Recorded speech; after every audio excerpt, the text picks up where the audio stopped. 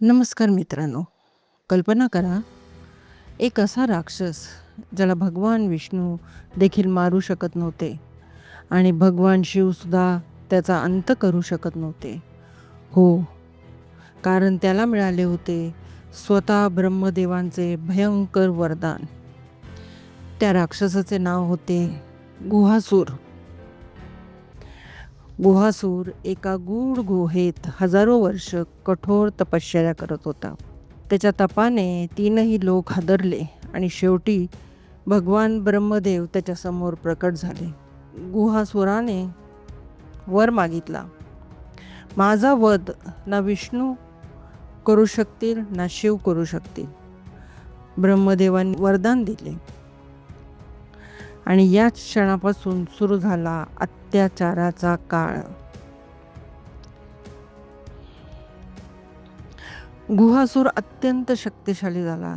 त्याने देव, ऋषी आणि मानवांवर अत्याचार सुरू केले. स्वर्गात भीती पसरली. देव घाबरले आणि सर्व देव एकत्र जाऊन भगवान विष्णू आणि भगवान शिव यांच्याकडे मदत मागू लागले. तेव्हा एक असा निर्णय झाला जो संपूर्ण सृष्टीत कधीच झाला नव्हता. भगवान विष्णू आणि भगवान शिव एकत्र आले आणि जन्म झाला एक अद्वितीय दिव्य रूपाचा, हरिहर. अर्धा भाग भगवान विष्णूंचा आणि अर्धा भाग भगवान शिवांचा. ही होती विश्वातील दोन महान शक्तींची एकता. पृथ्वी थरथरू लागली, आकाशात वीज चमकू लागली जेव्हा भगवान हरिहर पृथ्वीवर अवतरले. गुहासुराने प्रचंड युद्ध केले, पण भगवान शिव आणि विष्णू यांच्या संयुक्त शक्तीसमोर तो टिकू शकला नाही आणि अखेर हरिहरांनी गुहासुराचा वध केला. या घटनेनंतर एक मोठा संदेश संपूर्ण जगाला मिळाला.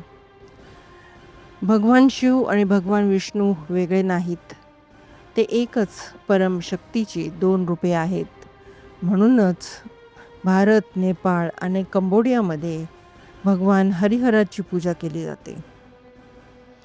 दक्षिण भारतात या कथेशी जोडलेली आणखी एक अद्भुत कथा आहे. सबरीमालाचे भगवान अय्यप्पा. अय्यप्पाला म्हणतात हरिहर पुत्र. कथेनुसार भगवान विष्णू मोहिनी रूपात प्रकट झाले आणि शिवांसोबतच्या दिव्य मिलनातून जन्म झाला भगवान अय्यप्पाचा, ज्यांनी नंतर महिषासुराची बहीण महिषीचा वध केला. आजही भारतात भगवान हरिहराला समर्पित अनेक मंदिरे आहेत. राजस्थानातील उदयपूरजवळ बद्राना मंदिर आणि गुजरातमधील मेहसाणा हरिहर मंदिर खूप प्रसिद्ध आहे. तसेच कार्तिक महिन्यात वैकुंठ चतुर्दशीला उज्जैनमध्ये महाकाल मंदिरात भव्य हरिहर मिरवणूक निघते. ही कथा आपल्याला शिकवते, भक्तांसाठी शिव आणि विष्णू वेगळे नाहीत, दोघेही एकाच दिव्य शक्तीचे रूपे आहेत. हरि ओम, हर हर महादेव. मित्रांनो, ही माहिती तुम्हाला कशी वाटली हे आम्हाला कमेंट करून नक्की सांगा. व्हिडिओला लाईक, शेअर आणि सबस्क्राईब करायला विसरू नका. धन्यवाद.